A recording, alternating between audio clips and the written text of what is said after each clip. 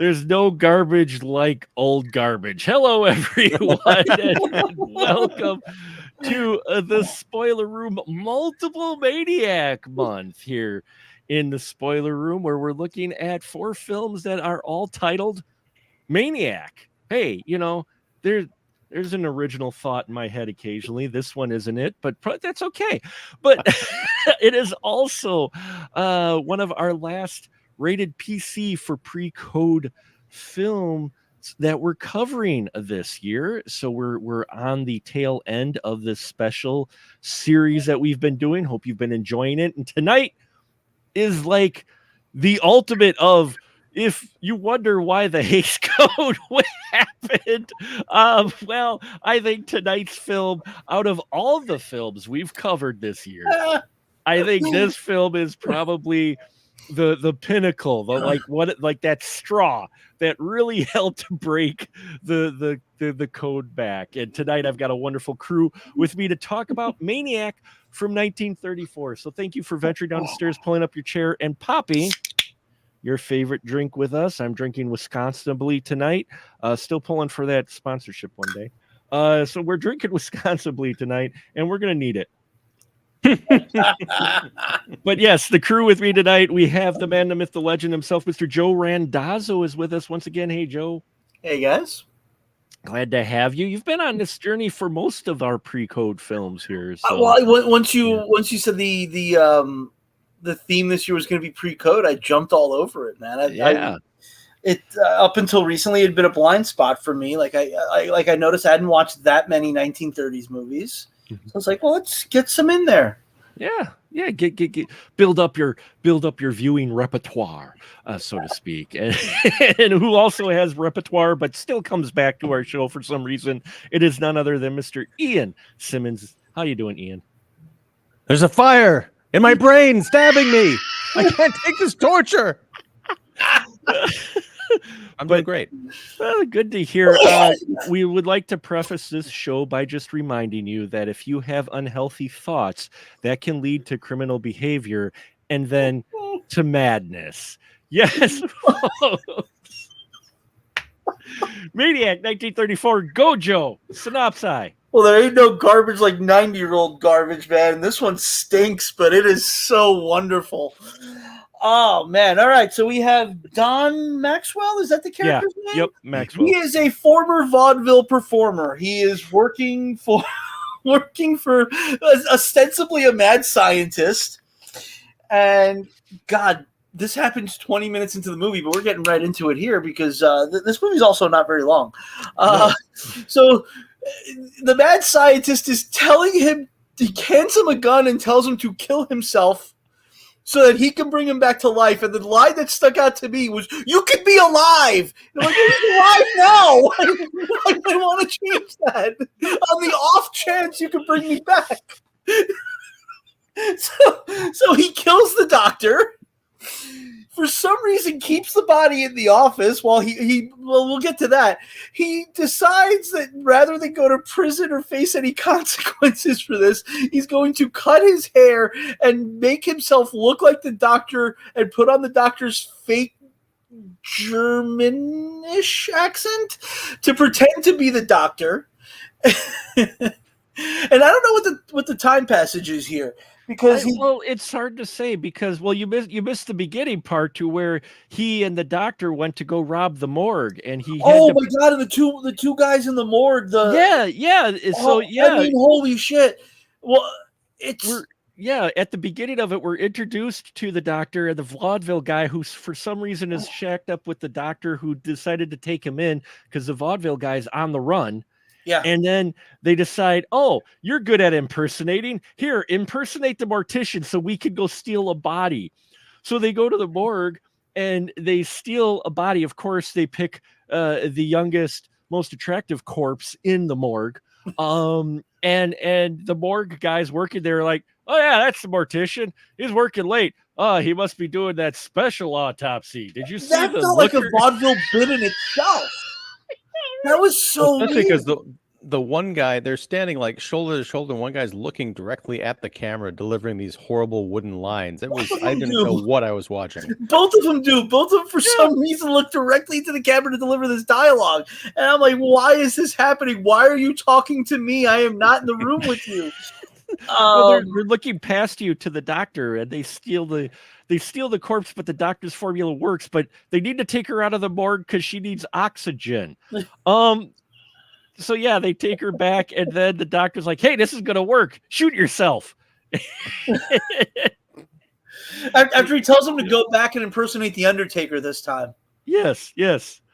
Yeah, and he's like, "What the hell are you talking about, man?" And then, yeah, he kills the doctor. Doctor's patient shows up. He didn't move the body, but nobody noticed the body at first when they came. Not at first, not until after he accidentally gives this crazy man adrenaline. Instead of water. He was going to inject him with water, but the syringe is put next to the adrenaline. Never mind, the water syringe is about this big. Yeah, a lot smaller. And the adrenaline shot is like that syringe in Pulp Fiction. And if he wasn't staring at the camera, he would have noticed that he accidentally knocked the water one down. So he injects this guy who goes off crazy. At the same time, yes, we're going to just tell you the whole film here, folks. Well, the whole film's going to take like 20 seconds to tell. It's not much. So then crazy guy goes, and he just he's just nutso. And at that same time, the Bride of Frankenstein comes out. She's been revived. She's walking in a daze. He kidnaps her and runs off, and then runs down a nature path, stops to pull her top partly off, and then keeps running, and then later on pulls the rest of her top off and takes her off into the woods, apparently to do something not so pleasant. But we don't know, because that's it. That storyline ends like there. We don't know anything else. Well, we now know that breasts did indeed exist in 1934. We do know that a black and white film with 1934 does have actual bare breasts showing on camera, because they were quite prevalent here. And this is, my jaw hit the floor when I saw that, because this is explicit stuff even for today. And the bit where they run off into the woods, the last we see of them is he is on top of her on the ground with his like hands around her neck, and like I shaking her. I don't want to go on, because I think he was shaking her. But it was upsetting. I'm like, once again thinking, to your point, Joe, like people today would look back and like they didn't even have that stuff back in the the old days, back in the black and white days, but they did. Did they? Oh, and the Maniac's wife, by the way, then comes up with this wonderful convoluted plan. Once she finds the dead doctor, she's like, "Oh, that's okay. We'll go find my husband, and then you can kill him and bring him back, and then he'll be under my control, and you'll have control of the girl, and this will be just fine." And you're just like, "Wait, what? She's down with this?" Like suddenly she just comes up with this. Oh. But wait, there's more, folks. Folks, this film packs more in 51 minutes than some films can pack in 2 hours. So not only do we have these threads that kind of just dangle there, but then apparently the vaudeville guy has a wife who's an estranged wife working at, I'm guessing, a cat house or something, or it's somewhere where women just hang around in their underwear all day and use the shake machine to lose weight.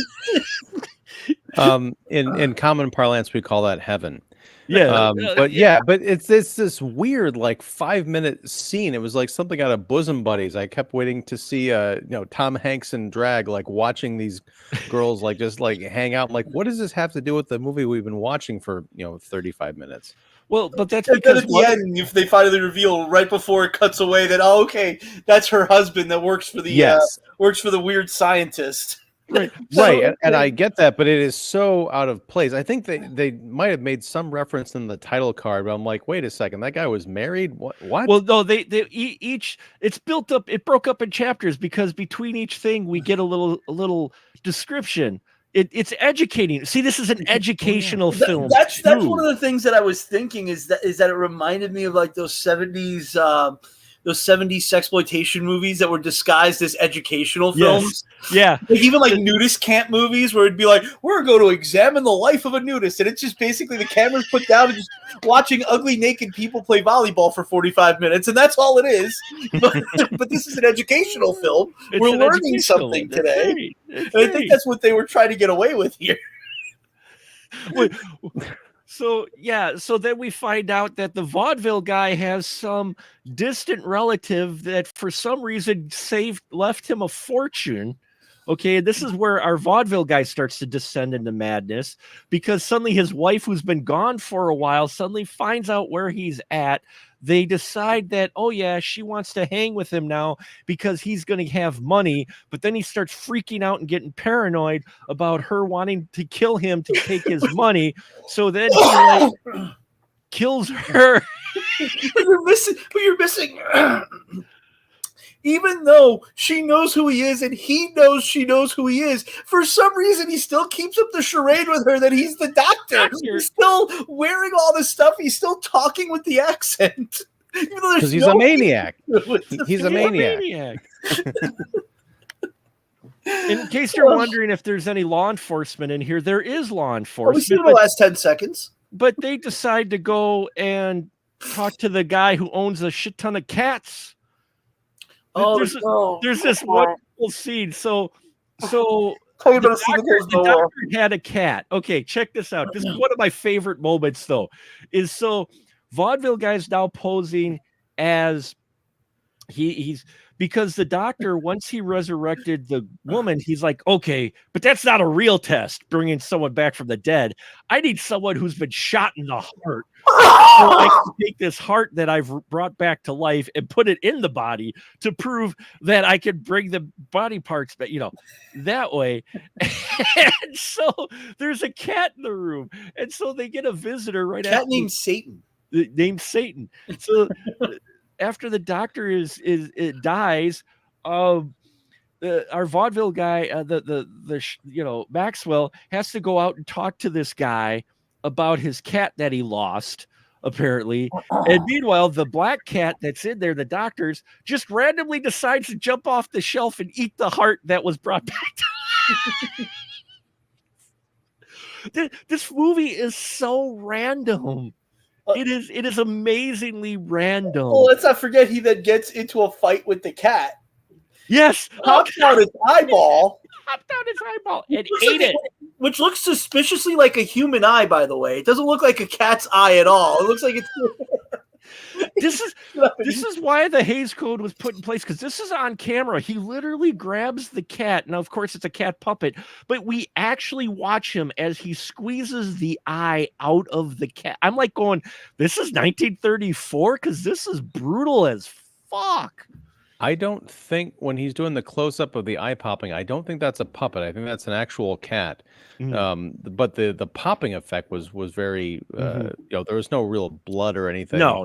There wasn't a real eye popped out. I tried to find something about that, and it didn't look like I couldn't find anything about that. So I think it was an eye. I think the fake eye was in his hand, and so while he's holding the cat, he kind of bent, and then the eye just kind of pops out from his hand. Yeah, I wasn't implying that he actually did that to a cat. I'm saying he did that little bit of trickery where it's an actual cat, and you've got he's squeezing down, but then he probably had it between his fingers or something, and it popped. It was really a cool effect. Yeah. The fact that they didn't have a lot of blood squirting out or anything kind of made it eerier. But the one cat guy had that great line. Rats eat the cats, cats eat the rats, and I get the skins, which I want on a shirt. Yeah, I wrote that line down too. That was one of my favorite lines. The best thing about that is he asks him at the end about the whole thing. He goes, "Oh, I don't know anything about it." So the whole thing was rendered pointless immediately. Yeah, it's consistent. Literally scenes that go nowhere do not need to exist in this 51-minute movie. Well, the cool thing is, like, they have all these weird overlays where they've got scenes from hell playing out, and it almost looked like it came from it was around the same time as a silent film adaptation of Dante's Inferno. It came from Hacks and Witchcraft Through the Ages. Yep. Okay, but it looked like this other, like this Dante's Inferno film, so I got to check that one out that you're discussing.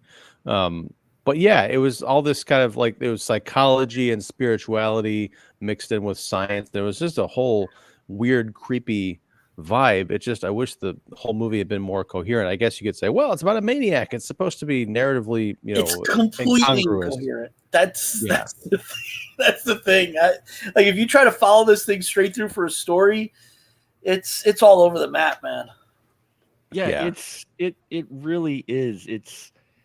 They try to do this arc. You can see them attempting to do like this narrative, this through line with the descent of the madness of the vaudeville of Maxwell. The only problem is we bring other characters who end up going crazy. So you're like, wait, so who's the actual maniac in here? Because Maxwell doesn't go crazy until, very end. Like the cat scene where he grabs the eye and says something to the fact that it's like a tomato or a peeled grape or something to that effect, and then he eats it. I'm just like, okay, I did not. There was so much, because this was my first time watches, and I didn't know what to expect in here. And watching this, I'm like, I did not expect it to go to the places it did. I really didn't. The first time I saw it was with riff tracks, actually. Oh, that was my first time, and that I remember the riff being hilarious. But this was my first time watching it unriffed, and it still delivered, man. I was still having fun with it. And what's great is a number of the performers, we have no idea who their identity is.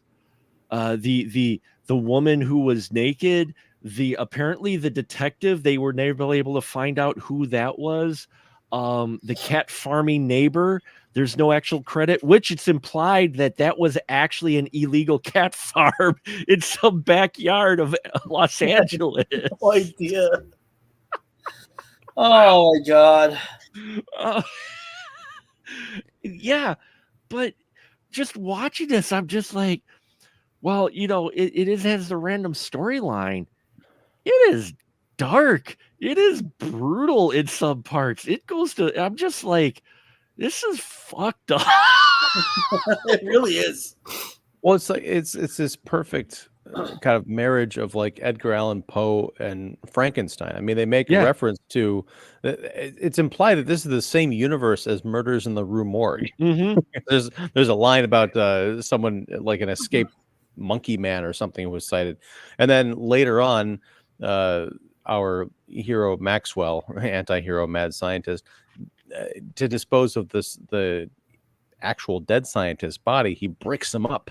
And a cat gets stuck in there. It's like, there's the telltale heart, and it's bonkers, man.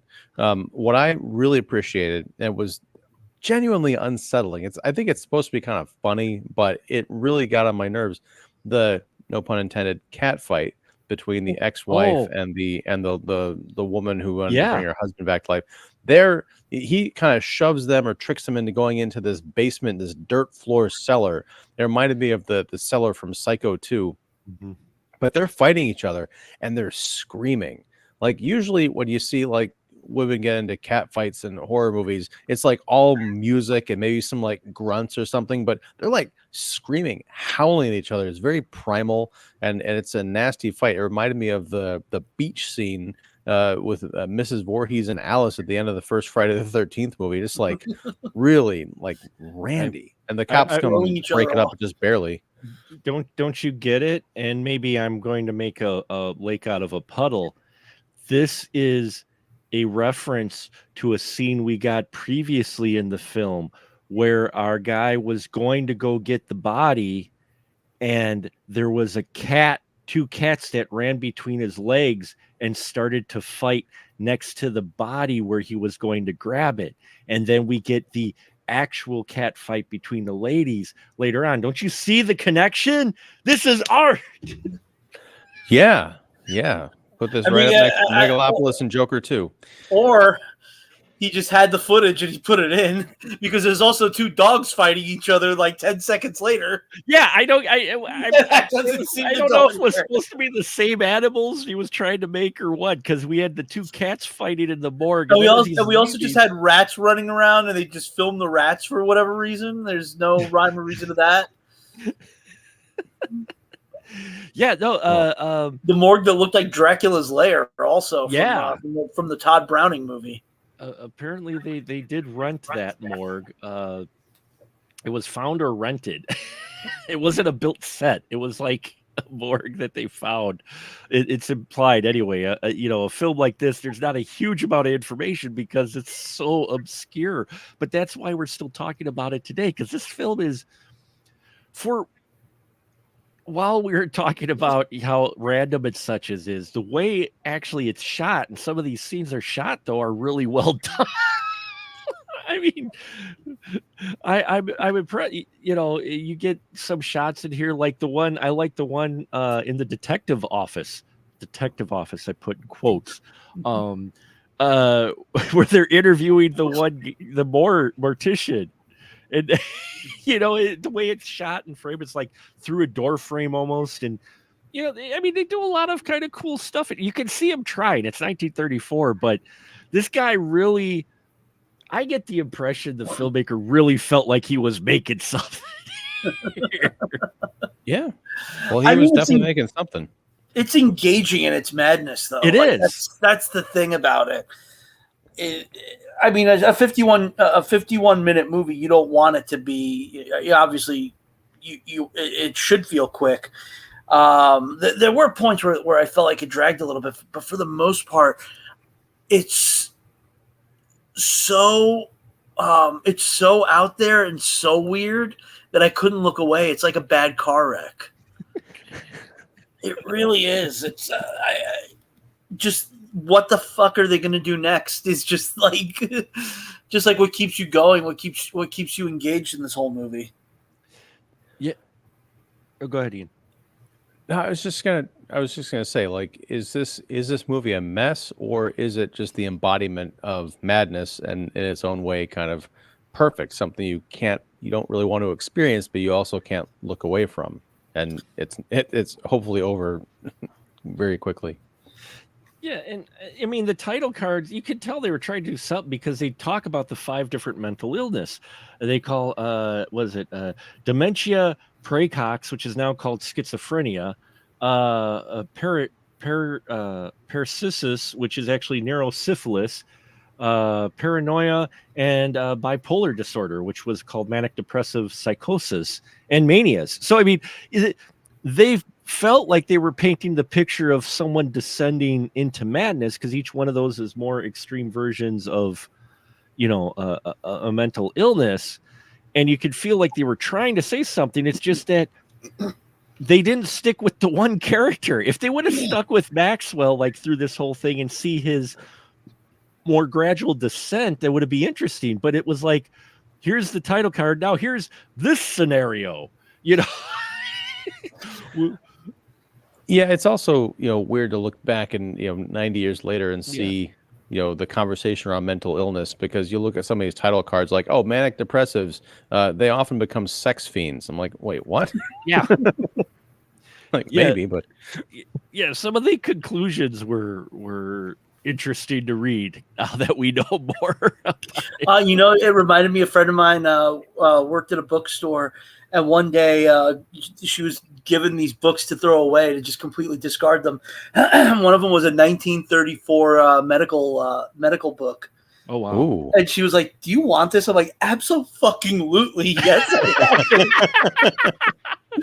I want to read a medical book from 1934. I want to know what's in that fucking thing. And I remember getting it, and I was like, just thumbing through it. Never read the whole thing, but I'm just like, yes, it's insane, because the conclusions they come to.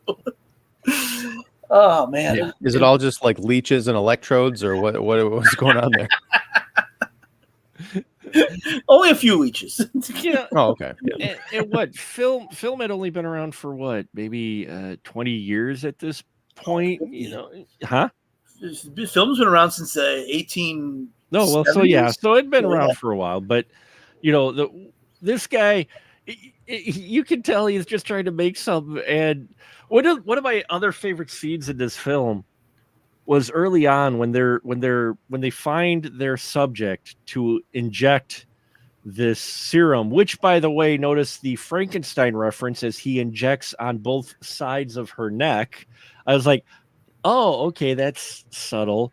But he he pulls out his stethoscope before he injects her to make sure she's dead. She's in the morgue. But he puts on his stethoscope and listens before he injects her just to make sure she's dead. And I'm like, really, dude? He's a scientist. He's got to be thorough, right? That's something a doctor would do. Yeah, sure. I mean, that seems like a doctory thing. Yeah. Well, and I'm trying to figure out what the two mortician guys were doing, our vaudeville pair, who were taking a coffee break, apparently. A coffin break, because there was a legit coffin behind them that they were either unloading or loading. I'm like, they're practicing their routine for the burlesque show, apparently.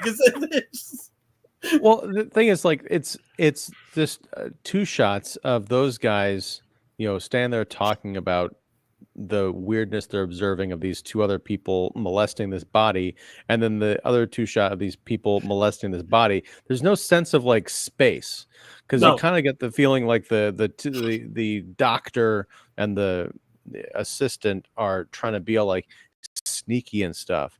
But I feel like if you just like pulled the camera out, they'd be standing like 10 feet away from each other, staring.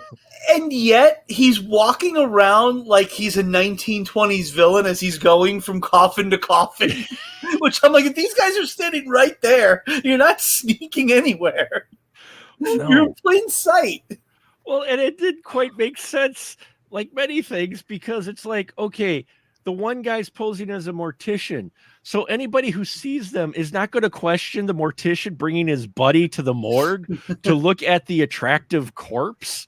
Especially when they're doing like yoga stretches on the body. Yeah. Like what? Well, they had to get his. That's because he injected her, and then they had to get it flowing because her heart wasn't pumping right away. So they were moving the fluid through her body. At least that's what I suspect. Yes, you are right. I'm just thinking like the orderlies or whatever they are. Oh, like, yeah. What are they thinking about? Well, they said it. They were like, first off, they're talking about, which is kind of unnerving in itself. They're going, hey, did you see that looker that came in today? I'm like, wait, are they talking about the dead body? Oh, they are. They're like, yeah, she's over there where the mortician's looking at her. He's like, why is he here at this late at night? And then they're like, oh, he's giving a special examination. Yeah, that's right. Well, they have a saying in the morgue: if she ain't rotten, she's hot to trotting. It's like the morgue scene at the beginning of Friday the 13th 4, where you got the guy who played Fackler in the Police Academy movies. They're like, oh, yeah, I hear one of them was quite a looker. Still is.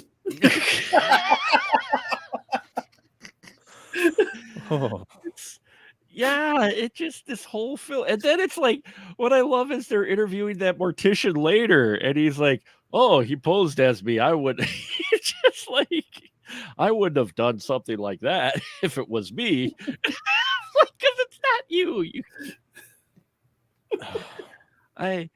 It's so wonderfully random that, yeah, it's 51 minutes. And I think the slowest part is the part that you could tell is one of the many reasons this film probably was the cornerstone of the Hays Code justification, is our 5-minute underwear scene where the ladies, just no particular reason whatsoever, are having a conversation until just we lounge around in their underwear. Until we found out one of them is the bride, supposedly, of our grifter. But even still, they never get dressed. Ever. I'm waiting for the criticism. Well, no, but it's the slow. Where I was going for is that's like the slowest part of the film, because otherwise, the film, there's always something moving. The doctor or the vaudeville guy, cat guy, detective, something, and then we get to 5 minutes of ladies in their lingerie, and it's like, okay. It's called a director knows the audience. But no, like what was that machine that lady was using? Is it like a belt and just buffing her butt or something? I don't know. That's an old weight loss help. It's supposed to help tone and firm your glutes and other body. That was legit. Yeah, that I've seen it used in other stuff. I think the Three Stooges have done bits with it. Yep. It was a common thing to help lose weight. I'm not sure what it's called, but I don't think it actually works. And well, no, all it does is shake. Yeah, I don't know. Joe, I'll say this: it doesn't work, but it's also very effective. Fat. It's a fat jiggling machine, as someone called a vibrating belt machine. Oh, that's what it's called, the vibrating belt machine? It's called a vibrating. This is educational, folks. You've heard about the types of mania. Now we're talking about what was in the scene with the ladies with the lingerie, because that's what we do here in the spoiler room. Apparently, it's called a vibrating belt machine, a device that was promoted to passively reduce body fat through the use of oscillating or a vibrating belt around the exercise subject's waist without active exercise by the user. I swear I've seen Curly Howard use that in the Three Stooges. Oh, yeah. Yeah. I'm certain I have. And this was one of the early versions because it was widely promoted in the 50s and 60s, but it was there was one of the versions was invented in 1927. Oh, wow. So this was really new. Oh, another version was promoted. Yeah. Early versions were devised by a Swiss physician and inventor, Gustav Zander, in the late 19th century. Then his machines were intended to mean as massage, not weight loss. But then another version was promoted beginning in 1927. Hold on to your butts, folks, by John Harvey Kellogg at his Battle Creek Sanitarium. That's right. I do remember there was the Road to Wellville. I think it was Anthony Hopkins playing Kellogg. That's right. 20 years ago. Yeah, I remember there was a whole movie about that institute. I just want to see a horror movie set in this era where the fine young thing goes to use this, but the killer has like set it to like ultra high. It like ends up sawing her in half or something. Yeah. Shakes her so hard her body starts falling apart. There you go. That's right. Oh, no, here's what you do. Yes, because this is where we've descended, folks, as maniacs. We're becoming maniacs. Here's what you do is he takes resin and put it on the inside of the belt. And so when she puts it on, it sticks to her so she can't get out of the machine. And then it just vibrates her. It keeps vibrating her. And soon it's vibrating her so much her bones are starting to break. And then, it either cuts her in half or it starts squishing her. And then it finally and then her half of her body. But what you do for the gimmick is the top half falls off, but the bottom half stays on the machine and it keeps shaking.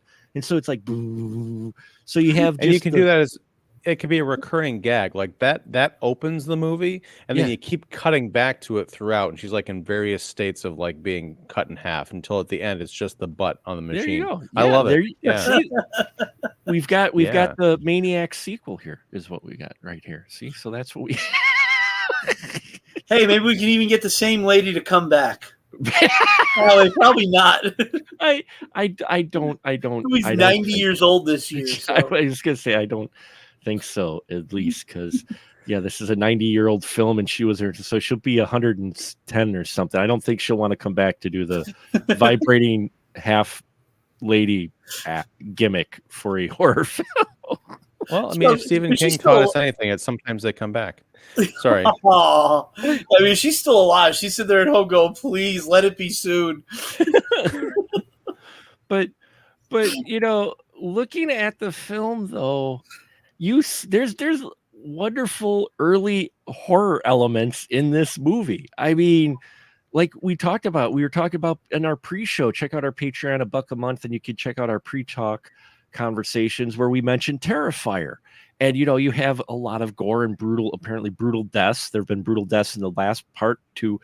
For 1934, there's some brutal deaths in here. I mean, the cat scene for me, I literally put in my notes, pop the cat's eye out. What the fuck? Because I totally did not expect that. The cat earlier was chewing on the heart like an action. Like this isn't like it did not look like a fake heart. This looked like a cow heart or something that they actually bought. Probably got it from a butcher shop. Because when I was going to be a marine biology major at one point, yes, it was possibly, I took biology, but in high school we had to take biology and you had to dissect things in biology in high school. That's what you did. I think they still do it, but we had to dissect a cow heart and it reminded me of that. It was a little smaller, but of course I was the one that dissected it. And when I cut it in half, then I made a talk going, feed me Seymour, feed me all night long.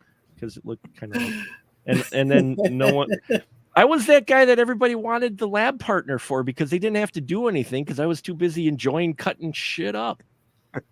So, the hell of a legacy. maybe I belong in a Maniac film. I'm not sure, but I mean, would you guys say though that this is probably, with it being in 1934 too, probably the last like straw? Like they said, hey, you know why we came up with the Hays Code? Check this film out. I don't think this movie was big enough for that. I think it's the one that I've always heard was the straw that broke the camel's back was Sign of the Cross. Oh yeah. That's the one that I've always read was the one that that did it. I imagine a movie would have to be kind of big for it to be even on their radar. I'm assuming this was not on the radar of the Hays people, at least not at first, because I don't think it was like a hugely successful movie either. But I don't think it had to be. It didn't look like it cost much. No, this really was lower budget for sure. Even for 34, this was low. This literally the most that they spent on their budget was probably the film stock. Yeah. And the beakers and such that they used, and maybe the fake heart, which, even and that belt machine. Let's not forget the belt machine. Yeah. Well, no, that was sponsorship. Don't you get it? Maybe, product placement. 10 people that are going to see this movie in 1934. Yeah, but let me look at IMDb. Hey, it's a movie. I wouldn't doubt that it was product placement. You never know. I doubt he bought one for that matter, because it was only for around not that. It might have just been there where they were shooting. That's what I suspect too.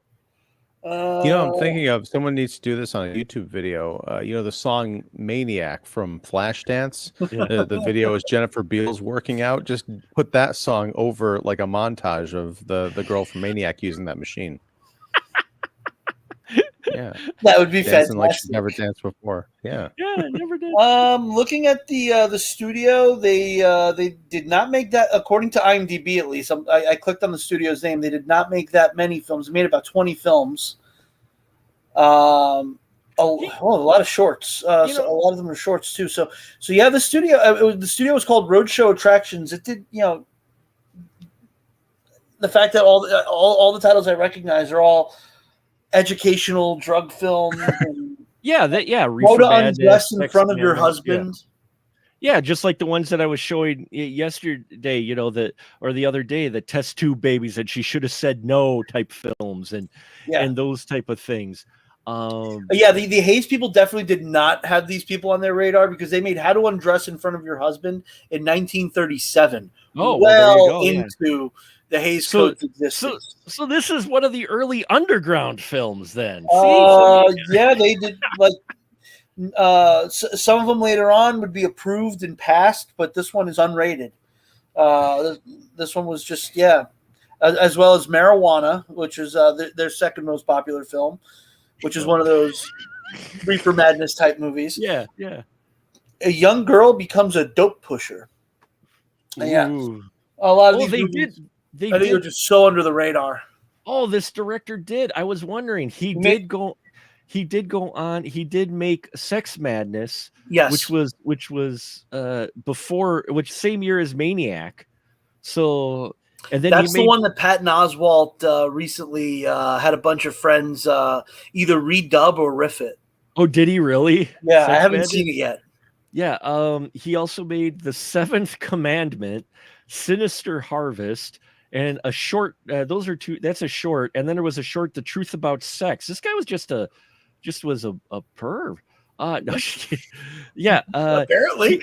He did a film called Curse of Ubangi in 1946. That was like, I'm sure that's a fine movie to watch now. A group of Ubangi women and their chief on an exhibit in 1932. It was written by the same person who wrote this. Oh, Hildegard Stady. And the only person is a narrator. So the Curse of Ubangi only has like a narrator credited. So I'm wondering if it's just like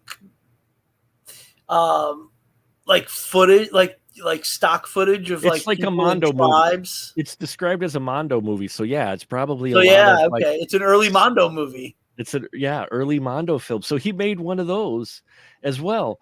So that's just okay. Odd connection though. This guy was a producer of the reissue of Freaks. Oh, okay. So Esper at least has one legit credit. Nothing to do with the making of the movie. He just funded the re-release. It's credited on IMDb as producer of the reissue, and he was uncredited apparently. Because he's not going to be in the credits of a movie made a decade or so earlier. So So and I love that we are talking about a 90-year-old film, though, later. This thing could have easily fallen, to the fate of many films of this era where they just were lost. Like someone the film just got tossed aside. They got rid of copies or whatever. But here we have basically your early underground film. It's got all those exploitation type aspects, while it's not exactly coherent like this discussion tonight, but it still has all those elements that you see later on in what's considered the underground or exploitation market. And I find that fascinating to see the early origins of it, to go back 90 years, and they were making that type of film back then, and people act like this is kind of a newer thing or something. Like, no 30 years later, this is the stuff Herschel Gordon Lewis was doing. Right. Yeah. So I mean, he refines it, but you can, we talk about going back to older films and you can see influences. I guarantee you this film showed up for some of those pioneers of underground cinema that we know in the 70s. I'm sure they saw this film, or at least a few. Oh yeah. This and Reefer Madness and Narcotic and all those, which I think were all by these same people. Yeah, so. They were.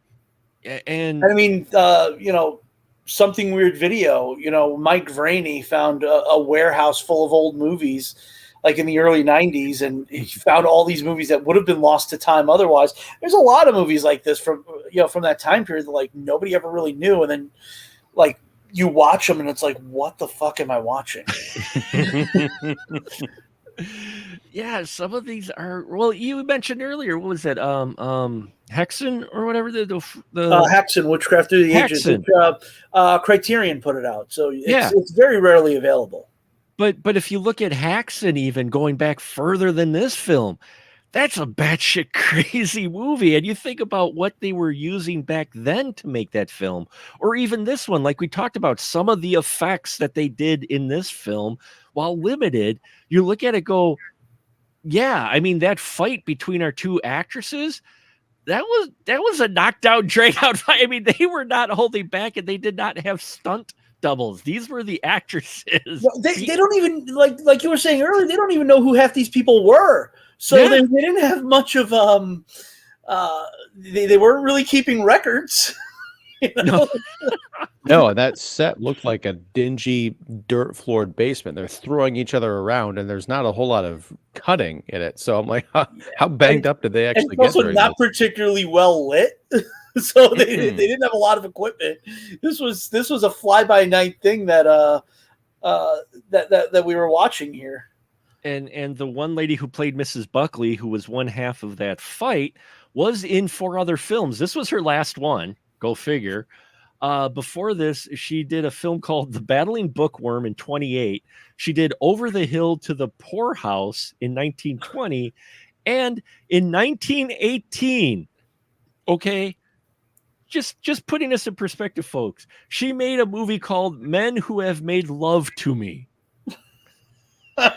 which is a story of 6 affairs of the heart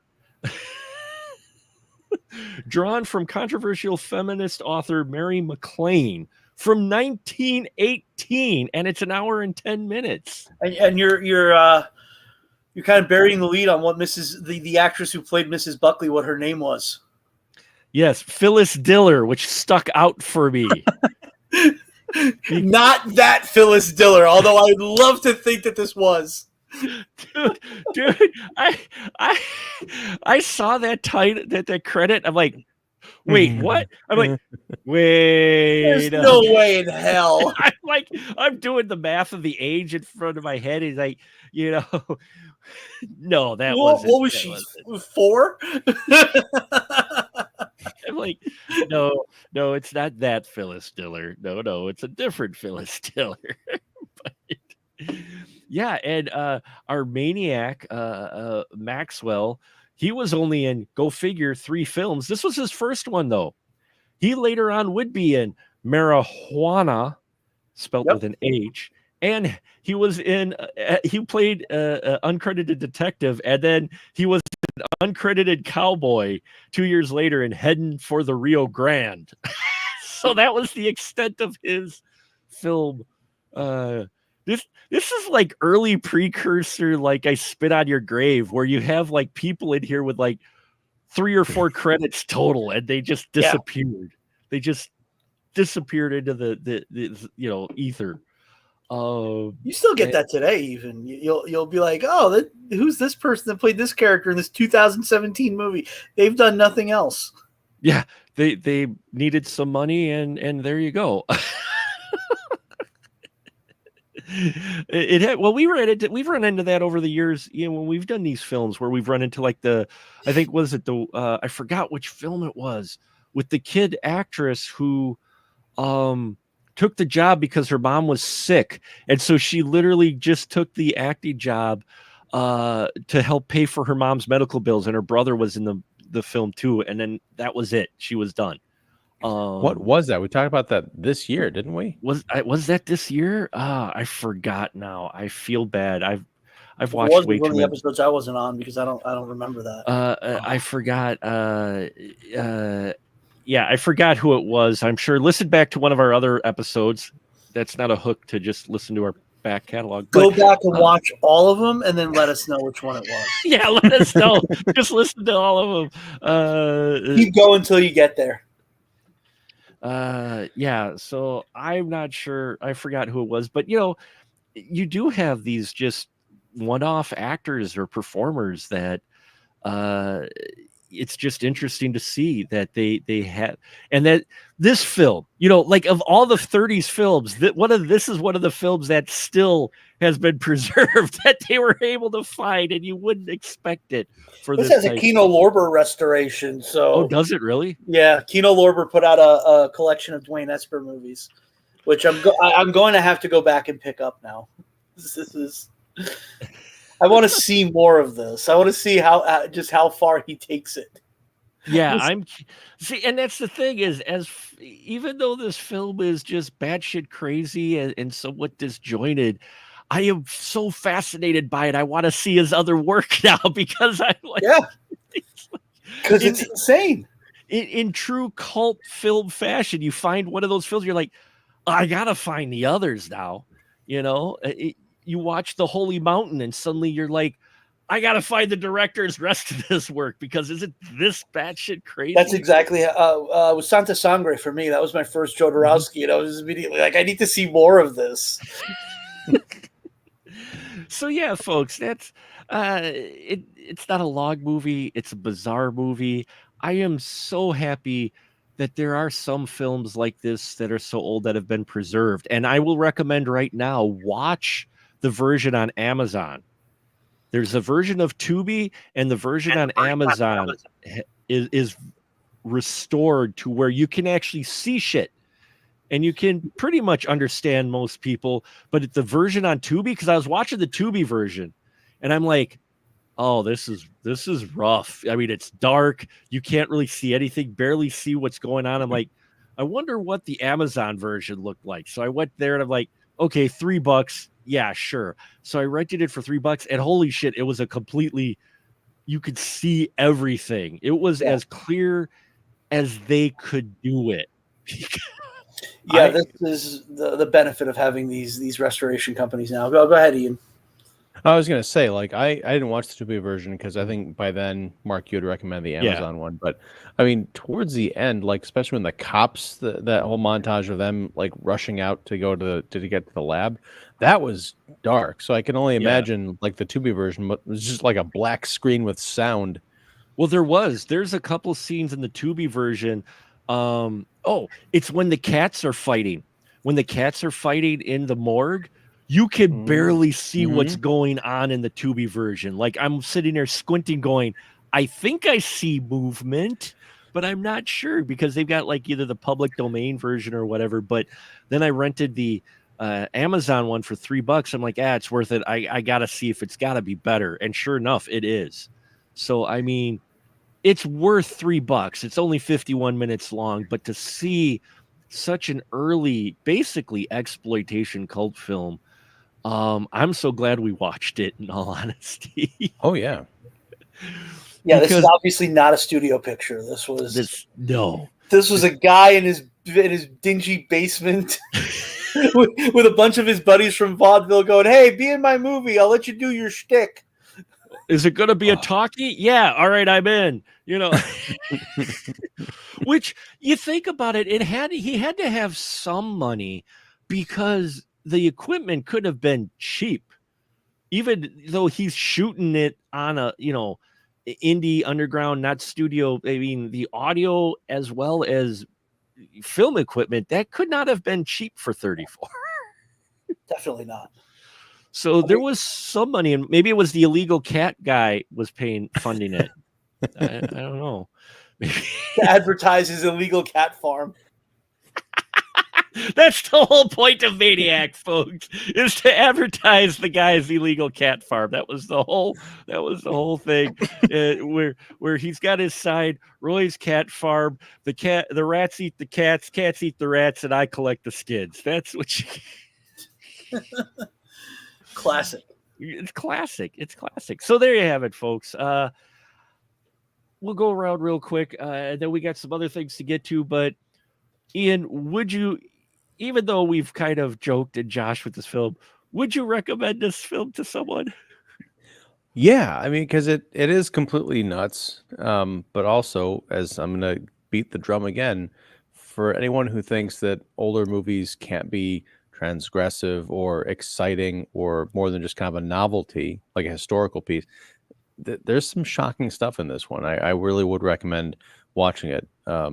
Just try not to get too caught up in the fact that even before he assumes the mad scientist's identity, our main actor here, he starts off with a weird like European accent, but within the first 2 minutes he switches to some kind of, I don't know what was going on with this guy, but the acting in this movie just across the board is atrocious. Oh yeah, because the stiffness is not limited to our two vaudeville orderlies. There are other actors in this movie who, like, you just wonder, did they have auditions, or was this just a matter of necessity? Like, yeah, you'll do. I am fascinated though by who they got to play the actress for the resurrected corpse, though, because I'm like, she played dead well. I know that sounds bad, but she played dead well. But when she came out too, I'm like, she's actually acting when she comes out, like in the days when she's walking out. That I'm like sitting there going, I was hoping for more of this character, not visually necessarily, but more of this character to actually be like Bride of Frankenstein, where she comes out and they start talking to her or whatnot, and you don't get that. You get something else completely, which I was like, we went there. This is 34. You wanted Poor Things. Huh? I kind of wanted Poor Things, and I did get something closer to I Spit on Your Grave. I mean, you know what I think happened? That guy carted her off, and that's just that's the last anybody's ever heard of her. What we watched was her last known footage. Yeah. Oh, you never know. You never know. That's usually how it ends with people who go to Diddy parties. But anyway, but there wasn't as much topical humor. There wasn't as much oil with this one. So, Joe, would you recommend Maniac?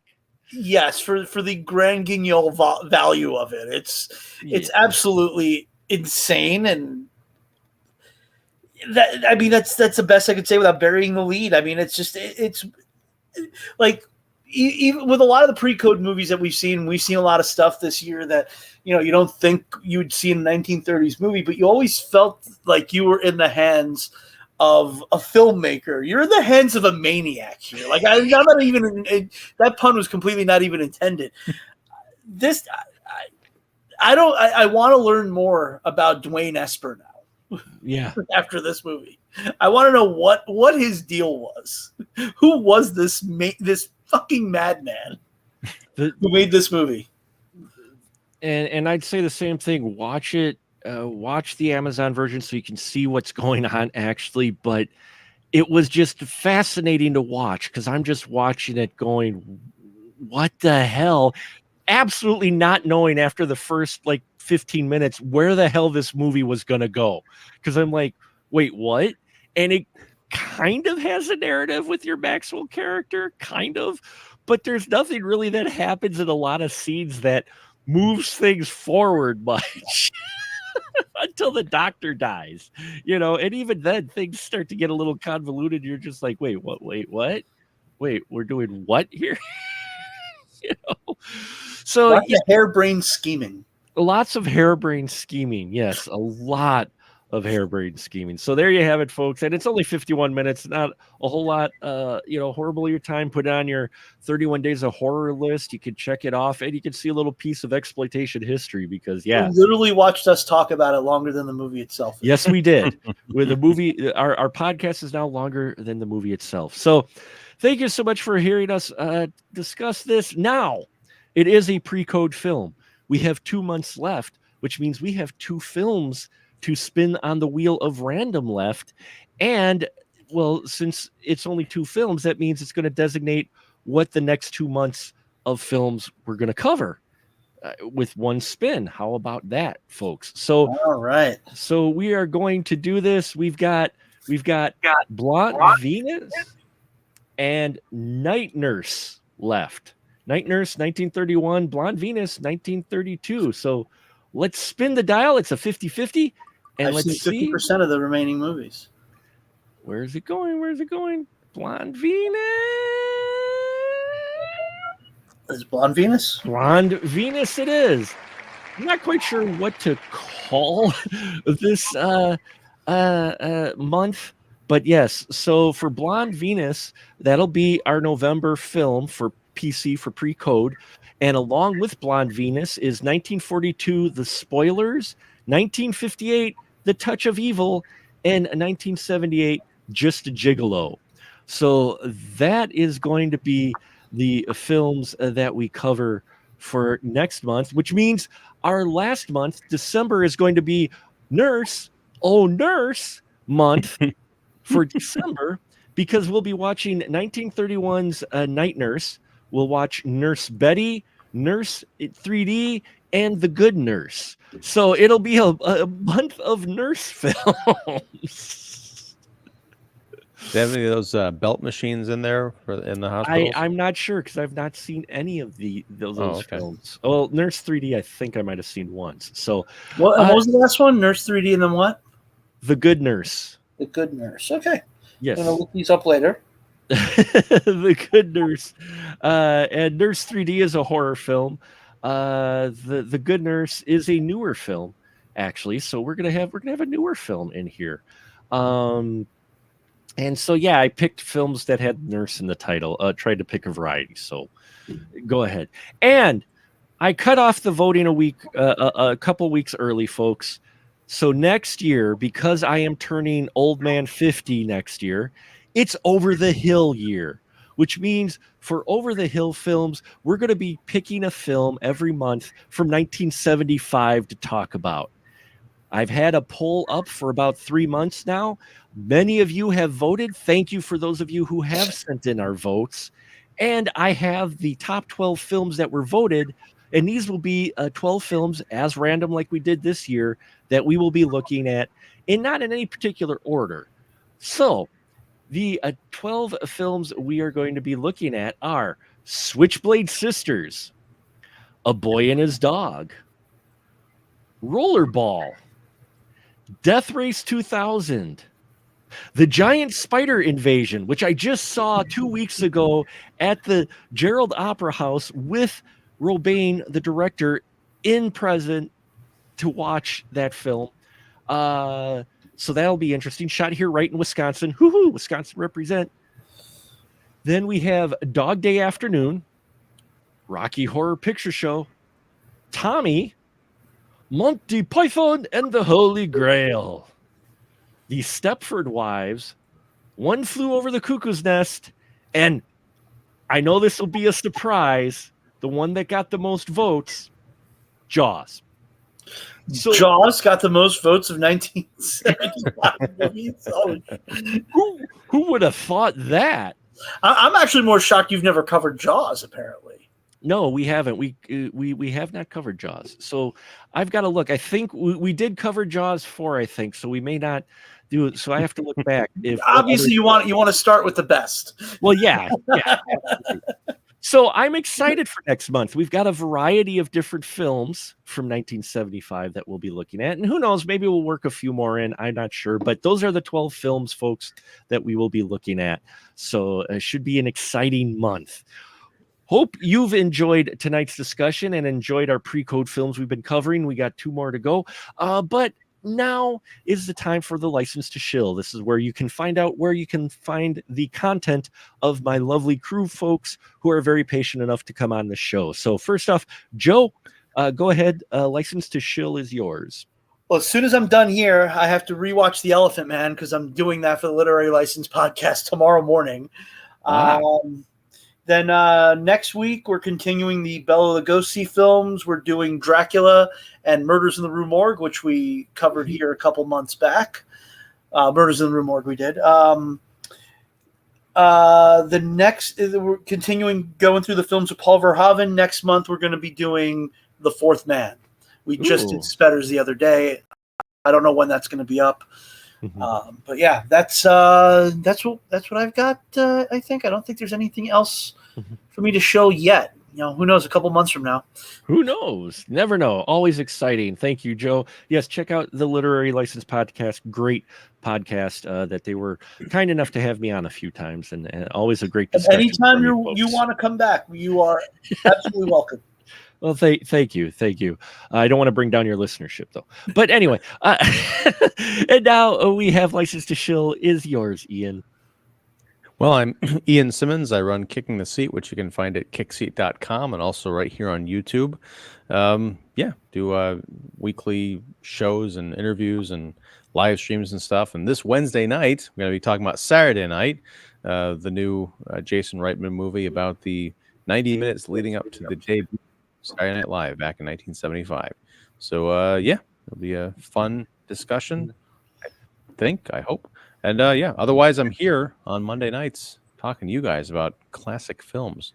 Yes, because that's what we do here at the Spoiler Room. We just pick films that I want to talk about. So there is maybe a little rhyme and reason, but my brain is kind of like the Maniac and all over the place sometimes. So specialmarkproductions.com, you could go for archives of our shows as well as written reviews, interviews. There'll be some videos up probably in the next few weeks from the Q&As I did at the Sawdust City Fright Fest this past weekend. Hashtag support indie cinema. And we got some exciting 8 weeks, 9-10 weeks here left for the Spoiler Room. Next week, it is a Maniac that everybody knows, or many of you out there, the 1980 Maniac film. Yes, that's right. And we're going to have a full boat for that one, and possibly even a new voice in the spoiler room. So I'm very excited for that, to talk about that. Very interesting, another cult film. I mean, it's interesting though. One last thing I do want to add about Maniac is 1934 is the tagline. Did you guys catch a tagline at all for this? No. Don't think so. One of the taglines in here, let me see if I could find it quick. I know we were wrapping up, but the tagline for the film is, he menaced women with weird desires. No, he didn't. He didn't menace any woman with any weird desires. That was a different guy for about 3 minutes on camera. And the rest of this was this guy trying to cover his tracks. Another Maniac film with false advertising. We had it last week with the poster and the way it promoted it, and ended up being mostly a love story. And now we've got one where supposedly he's a sex maniac that goes after women, but no, he doesn't. So just don't believe everything you see on the posters, folks. Thank you so much. That one guy with the best monologue in the movie for 3 minutes before he. Yes, yeah. Exactly. The most acting too, I think. Yes. Acting. Thank you for all the viewers we had tonight. We had up to 15 at one point. I don't know what we did, but maybe everybody wants to hear about crazy people. So thank you so much, folks. Stay safe. And yeah, until next time, we'll just say a good night, everyone. Good night. Good night.